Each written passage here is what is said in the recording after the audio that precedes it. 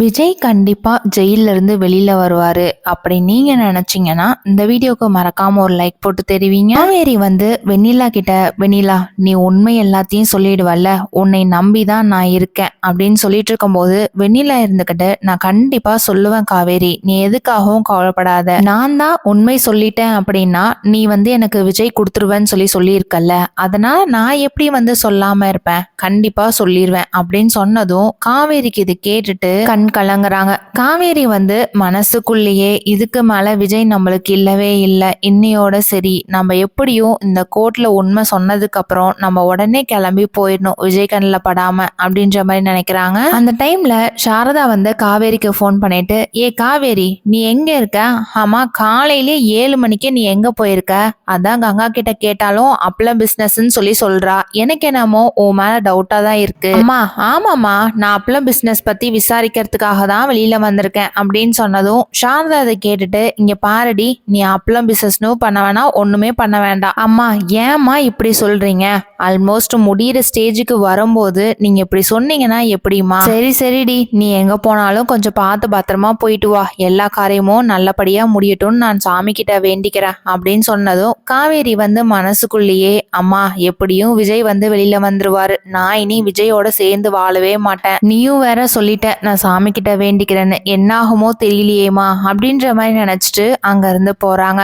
வெண்ணிலா காவேரி பேசினது எல்லாமே கேட்டுட்டு, ஆமா உங்க அம்மா கிட்ட நீ ஏன் போய் சொல்ற, விஜய் பார்க்க தானே போறேன்னு சொல்ல வேண்டியதானே அப்படின்னு சொல்லிட்டு இருக்கும் போது காவேரி இருந்துகிட்டு, இல்ல வெண்ணிலா எங்க அம்மா இன்னும் ஒத்துக்கவே இல்லை. ரெண்டு பேருமே பேசிக்கிட்டு சேஃபா வந்து கோர்ட்டுக்கு ரீச் ஆயிடுறாங்க. கோர்ட்ல ஜட்ஜ் இருந்துகிட்டு, இங்க பாருங்க விஜய், உங்க சைட் தரப்புல ஒரு கரெக்டான ஆதாரம் இல்லாததுனால இந்த கோர்ட் 10 நாள் கழித்து விசாரணைக்கு வரும் அப்படின்னு சொன்னதும் எல்லாத்துக்குமே பயங்கர அதிர்ச்சி. பாட்டி வந்து அழுதுகிட்டே தாத்தாட்ட, ஏங்க எல்லாமே விஜய்க்கு இப்படி நடக்குது, எவ்வளவு கஷ்டம் தாங்க அவனும் தாங்கிப்பான், எல்லாம் இந்த காவேரினாலதான், காவேரியை கல்யாணம் பண்ணாம இருந்திருந்தா கூட இவன் நிம்மதியா இருந்திருப்பான், இங்க பாரு இப்ப எதுக்காக நீ அழுகுற, எதுக்கும் அழுக கூடாது, நீ எப்ப பார்த்தாலும் அந்த காவேரியை பத்தி சொன்னா அந்த காவேரிக்கு தெரிஞ்சதுன்னா அவன் மனசு கஷ்டப்படாதா, அவன் மனசு கஷ்டப்பட்ட நம்மளுக்கு என்னங்க, நம்ம பேரன் தான் இவ்வளவு கஷ்டப்பட்டு இருக்கிறானே, அதை பாக்கறதுக்கு கூட என்னால முடியலங்க அப்படின்னு சொல்லிட்டு இருக்கும் போது காவேரி வந்து, ஒரு நிமிஷம் நிறுத்துங்க, சைனை போடாதீங்க,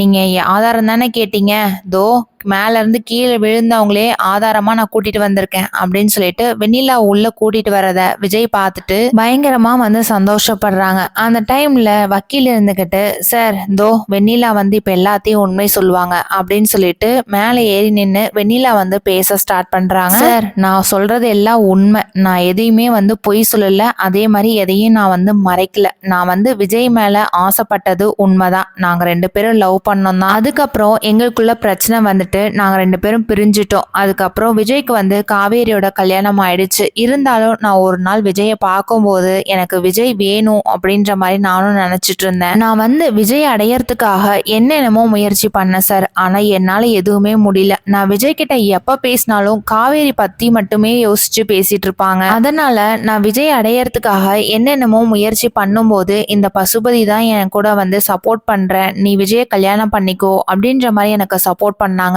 அதனால நான் அவரோட சேர்ந்து எல்லா வேலையும் பண்ணேன் சார், நான் ஒரு நாள் பசுபதியை கேள்வி மேல கேள்வி கேட்கணும் அப்படின்னு சொல்லிட்டு தான் பசுபதி வீட்டுக்கு போனேன், அங்க போனதுக்கு அப்புறம் 2 பேத்துக்கும் வாக்குவாதம் வந்து என்னை மேல இருந்து கீழே தள்ளி விட்டதே அந்த பசுபதி தான் சார், விஜய் இல்ல சார், விஜய் வந்து எந்த ஒரு தப்பும் பண்ணல சார், ப்ளீஸ் அவர் தயவு செய்து ரிலீஸ் பண்ணுங்க சார், நான் ஒரு பொண்ணா இப்பதான் எல்லாத்தையுமே புரிஞ்சுக்கிட்டு நடந்துட்டு இருக்கேன் சார், விஜய் மேல எந்த ஒரு தப்பும் இல்ல, அதே மாதிரி காவேரி வந்து விஜயை எவ்வளவோ புரிஞ்சிட்டு இருக்காங்க, வெண்ணிலா வந்து விஜய் கிட்ட, விஜய் என்னை மன்னிச்சிருங்க, நான் இத்தனை நாளா தப்பு பண்ணதுக்கு நான் அதுக்கான தண்டனை எல்லாத்தையுமே அனுபவிச்சிட்டேன், இதுக்கு மேலேனாவது நான் தப்பா உணர்ந்து நான் எல்லாமே சொல்றது உண்மை சார் அப்படின்னு சொல்லிட்டு அங்க இருந்து கீழே இறங்கிடுறாங்க. ஜட்ஜி இருந்துகிட்டு, இந்த கோர்ட் விஜய் மேல எந்த ஒரு தப்பும் இல்லாததுனால விஜய் வந்து உடனடியா ரிலீஸ் பண்ண போறோம், இந்த பசுபதியை உடனடியா அரெஸ்ட் பண்ணியே ஆகணும் அப்படின்ற மாதிரி தீர்ப்பு கொடுத்துறாங்க. இதை கேட்டதும் காவேரி வந்து பயங்கர சந்தோஷம், அப்பாடா நம்ம நினைச்ச மாதிரியே வெண்ணிலா வந்து உண்மை சொல்லிட்டாள்ல,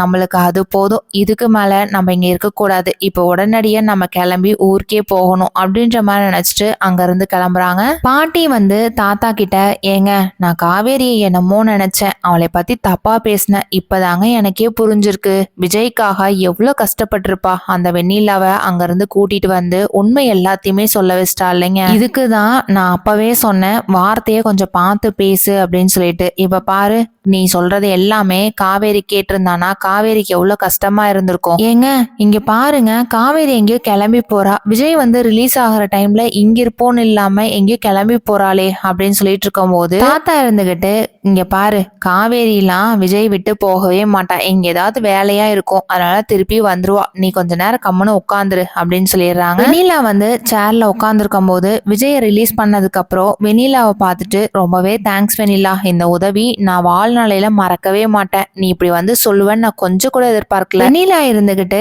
இதுக்கு எல்லாமே காரணம் நான் கிடையாது, காவேரி தான் அப்படின்னு சொல்லும் போது விஜய் இருந்துகிட்டு, எனக்கு நல்லாவே தெரியும், அந்த காவேரி எனக்காக எல்லா வேலையும் பண்ணுவா, உன்னை வந்து சொல்ல வைப்பான்னு எனக்கு நல்லாவே தெரியும். இங்க பாருங்க விஜய், நீங்க நினைக்கிற மாதிரி கிடையாது. காவேரி வந்து அவளோட குழந்தை மேல சத்தியம் பண்ணி கொடுத்துருக்கா. நீ வந்து உண்மை சொல்லிட்ட அப்படின்னா நான் விஜய் விட்டு விலகுறேன்னு சொல்லி சத்தியம் பண்ணி கொடுத்துருக்கிறதுனால இதனாலதான் நான் ஜட்ஜுக்கு முன்னாடி எல்லா உண்மையும் சொல்லிட்டேன் அப்படின்னு சொல்லிட்டு இருக்கும் போது விஜய் இதை கேட்டு பயங்கரமா டென்ஷன் ஆகுறாங்க. என்ன வெண்ணிலா பேசுற நீ? விஜய் அங்க இருந்து காவேரி தேடி கிளம்பும் போது வெண்ணிலா பின்னாடியே, விஜய் ஒரு நிமிஷம் நில்லுங்க, நானும் வரேன் அப்படின்னு சொல்லிட்டு விஜயோடவே போறாங்க. விஜய் வந்து வெண்ணிலா கிட்ட, இங்க பாரு வெண்ணிலா, நான் சொல்றேனே நீ தப்பா நினைச்சுக்காத, நான் உன் கூட சேர்ந்துலாம் வாழ முடியாது. அதே மாதிரி எனக்கு காவேரி மட்டும்தான் வேணும். என் பொண்டாட்டினா அது காவேரி மட்டும்தான், வேற யாருமே இல்ல. காவேரி பேக் எடுத்துட்டு போறத விஜயும் வெண்ணிலாவும் பார்த்துட்டு விஜய் போயிட்டு காவேரி கிட்ட பேசுறாங்க. காவேரி, நான் வெளியில வரணுங்கிறதுக்காக நீ என்னென்னவோ பண்ணிருக்க, என்னை விட்டு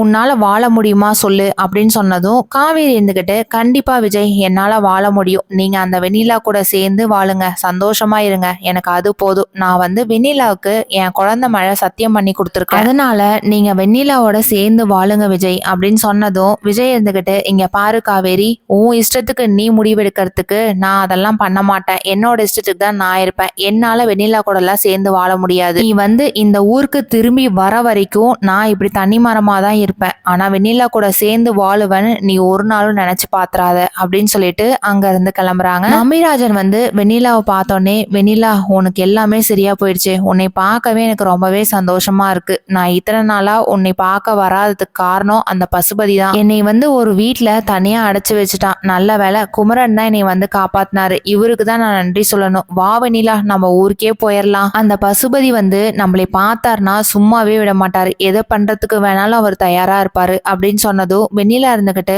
மாமா என்னால விஜய் விட்டு வரவே முடியாதுங்க மாமா. ஏன் வெண்ணிலா நீ இன்னும் இவ்வளவு பிடிவாதமா இருக்க? விஜயும் காவேரியும் சேர்ந்து அவங்க லைஃப சந்தோஷமா வாழட்டுமே. வெண்ணிலா நம்பிராஜன் சொன்ன மாதிரியே காவேரி வந்து கன்சீவா இருக்கா, அதனால விஜயோடவே சேர்ந்து வாழட்டும் அப்படின்ற மாதிரி நினைக்கிறாங்களா என்னங்கிறது நம்ம எல்லாரும் வெயிட் பண்ணி பார்க்கலாம். நம்ம சேனலை பிடிச்சிருந்தா சப்ஸ்கிரைப் பண்ணிக்கோங்க. தேங்க்யூ.